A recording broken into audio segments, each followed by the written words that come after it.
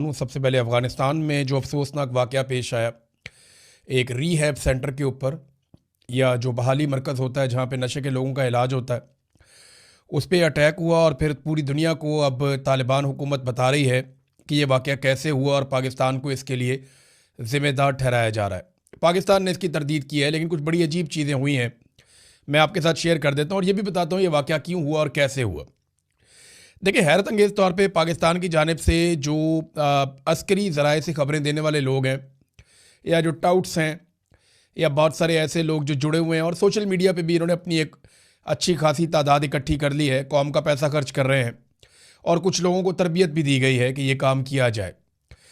तो अब ये एक तूफ़ान खड़ा किया गया था। सबसे पहले तो ये बयानिया शुरू में बनाया गया कि ये एक असला डिपो है जिसके ऊपर हमला किया है पाकिस्तान एयरफोर्स ने। पहला दावा यही था कि ये एक असलहा डिपो है जिस पे पाकिस्तान एयरफोर्स ने हमला किया। तब तक किसी ने नहीं कहा कि यहाँ पे हमला नहीं हुआ। दूसरा मौक़िफ़ ये आया कि यहाँ पे खुद कुछ बम्बार तैयार हो रहे थे और इसलिए यहाँ पे अटैक किया गया। फिर एक मौक़िफ़ ये आया बाद में कि ये तो नशे के आदी थे, इनके तो घर वाले भी इनसे तंग थे, अगर ये मारे गए तो क्या हो गया। और फिर अब आखिर में एक मौक़िफ़ हम ये भी सुन रहे थे कि कुछ लोगों ने ये भी कहा कि ये अफ़गानिस्तान की हुकूमत ने खुद ही एक फ़ॉल्स फ्लैग ऑपरेशन कर दिया है और अपने लोगों को खुद मार दिया ताकि पाकिस्तान पे इल्ज़ाम लगाया जाए। दरअसल ये मामला है क्या, इसमें बीबीसी की एक रिपोर्ट है कि इस जगह की हैसियत क्या है। माजी में ये जगह जो है ये फेनिक्स के नाम से मशहूर थी, फेनिक्स कैंप के नाम से मशहूर थी और ये अमेरिका के ज़ेरे इस्तेमाल थी क्योंकि अमेरिका ने यहाँ पे कब्ज़ा किया हुआ था। ये काबुल का इलाका है और अमरीकी फ़ौज ने यहाँ पे एक तरबियती कंपाउंड बनाया हुआ था जहाँ पे तरबियत दी जाती थी उन लोगों को जो अमेरिका के काम आते थे। और 2016 में अमेरिका ने ये जगह खाली कर दी थी। ये फैसिलिटी, ये जगह अमेरिका ने 2016 में छोड़ दी थी।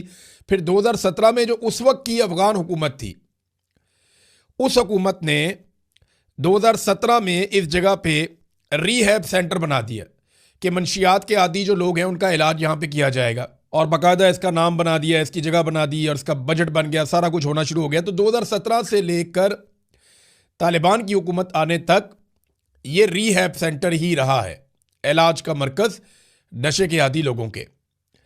अब 2021 में आती है तालिबान की हुकूमत और जब उनके सामने ये आया तो उन्होंने इसको उसी मरकज़ के तौर पे बहाल रखा, उन्होंने इसको छेड़ा नहीं और ये वही काम वहाँ चलता रहा। अब हुआ ये है कि माजी में क्योंकि इसको अमेरिकन इस्तेमाल करते रहे तो ये ऐसा लगता है कि गलत इंफॉर्मेशन की बुनियाद पे यहाँ पे बमबारी हुई है।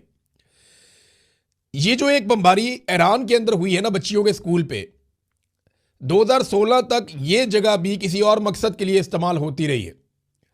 बाद में यहाँ पे बच्चियों का स्कूल बन गया और अब इस जगह के ऊपर एक अटैक भी हो गया। तो जो हमला आवर फोर्सेस होती हैं उनकी ये रिस्पॉन्सिबिलिटी होती है कि वो कम से कम इतनी तसल्ली करेंगे जहाँ पे वो अटैक करने जा रहे हैं, जिस टारगेट को वो हिट करने जा रहे हैं, यहाँ पे सिविलियंस तो नहीं है, सिविलियंस का नुकसान नहीं होना चाहिए। अब पाकिस्तान के अंदर लोग इस पे बात करने को कह रहे हैं ये गद्दारी है, ये गद्दार है मुल्क का, ये मुल्क का दुश्मन है, बागी है। ये हर वो आदमी जो इस पे बात कर रहा है उसको गद्दार डिक्लेयर कर रहे हैं, या उसे कह रहे हैं तालिबान का हमायती है, या उसे कह रहे हैं दहशतगर्दों का साथी है, या उसे पाकिस्तान में कहा जा रहा है ये तो गद्दार है। देखिए, सच बोलना कोई गद्दारी नहीं होती। सिविलियंस का कत्लेआम पाकिस्तान में हो, अफगानिस्तान में हो, ईरान में हो, दुनिया के किसी कोने में हो, वो गलत है और उसे जवाब नहीं दिया जा सकता। कोई शख्स जो मारा जाए वो मुसलमान है, गैर मुस्लिम है, जो बेगुनाह मारा गया उसका बर्डन आएगा सारी दुनिया के ऊपर और इसके ऊपर बोलना सबके लिए जरूरी है। ये कोई गद्दारी वद्दारी नहीं है। जब तक आप जुल्म को जुल्म कहना नहीं सीखेंगे, खुलकर आप इसके बारे में इजहार नहीं करेंगे, तब तक जुल्म रुकेगा नहीं।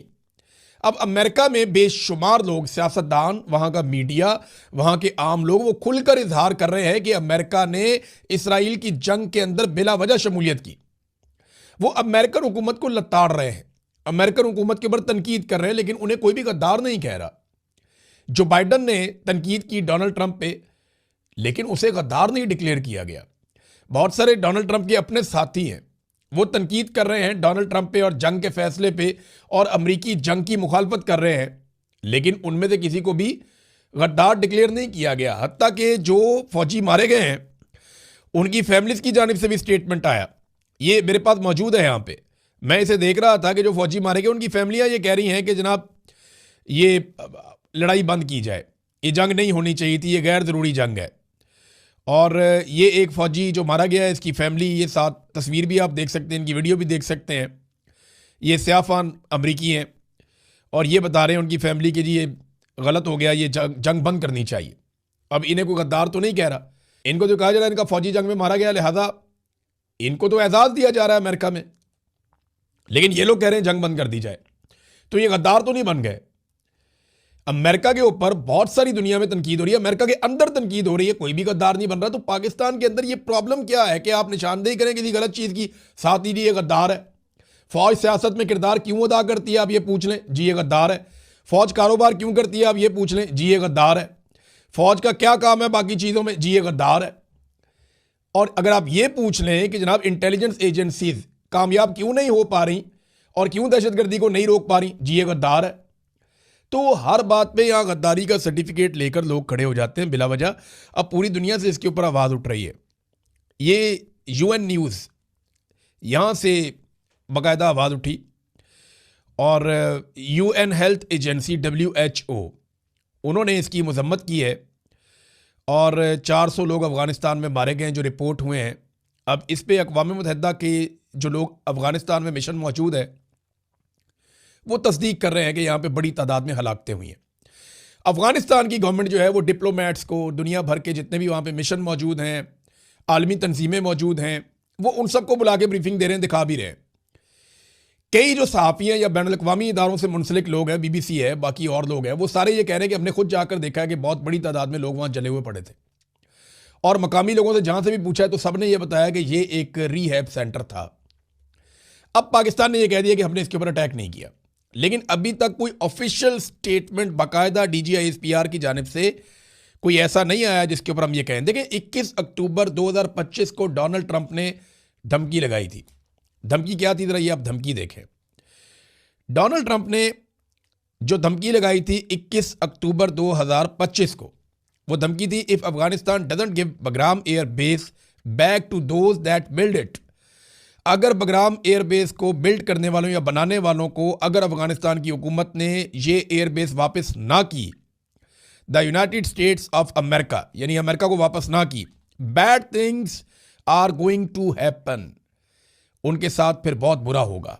अब ये वही बुरा है जो उनके साथ हो रहा है, क्योंकि 21 सितंबर 2025 को ट्रंप ने धमकी लगाई और पाकिस्तान ने जो पहला अटैक किया था, वो पाकिस्तान ने पहला अटैक किया था 9 अक्टूबर 2025 को, यानी इसके ठीक 18-19 दिन के बाद पाकिस्तान ने पहला हमला कर दिया था अफगानिस्तान के ऊपर, एयर स्ट्राइक।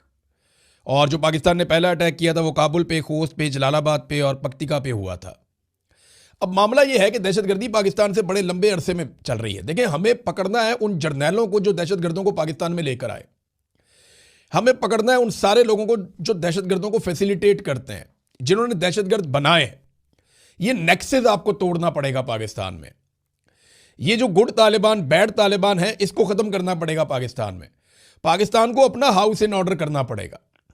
अफगानिस्तान के अंदर भी दहशतगर्दी होती है। इमरान खान ने फॉर्मूला दिया था, अफगान हुकूमत के साथ बात करें, मकामी कबाइल को इकट्ठा करें और मिलकर दहशतगर्दों को खत्म कर दें और दोबारा दहशतगर्दी पर सर ना उठाए। लेकिन बाई डिजाइन इन दहशतगर्दों को पहले बनाया गया, फिर तैयार किया गया, फिर इनके नारे लगाए गए, फिर इनके नगमे बनाए गए, फिर इनसे डॉलर कमाए गए, फिर इनके साथ मिलकर जंगें लड़ी गई, बाद में इनको लाकर बसाया गया और अब उनसे लड़ने के नाम के ऊपर एक और जंग शुरू कर दी है। इस जंग में भी पैसा है, इस जंग में भी दौलत है, इस जंग में भी फायदा है। तो ये डोनाल्ड ट्रंप को खुश करने के लिए ऐसा दिखाई देता है कि ये सारा खेल है, क्योंकि अगर आगे बढ़ना है तो गलत को गलत आपको कहना पड़ेगा और हकायक को आपको देखना पड़ेगा। ये नहीं हो सकता कि आप अफगानिस्तान के ऊपर तो अटैक करें, लेकिन जिन जर्नैलों ने ये दहशतगर्दों को बनाया और लाकर बसाया उनसे आप सवाल भी ना करें, हालांकि वो मौजूद है।